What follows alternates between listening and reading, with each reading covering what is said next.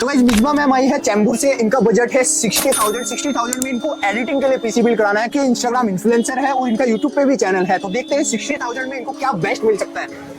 Biswa ma'am का 60,000 का budget है, इनको एडिटिंग के लिए पीसी बिल्ड कराना है, तो क्या बेस्ट आप दे सकते हो? मिल जाएगा दीपक भाई बिस्वा मैम। तो 60,000 में मिल जाएगा आपको i5 13 जनरेशन, 16GB रैम आ जाएगी, 512GB SSD, 760 मदरबोर्ड आ जाएगा with wifi, 4 fan gaming cabinet, 750 what का पावर सप्लाई, कीबोर्ड माउस आपको बिल्कुल फ्री मिलने वाला अगर आप टेक्नोलॉजी को देख रहे हो तो।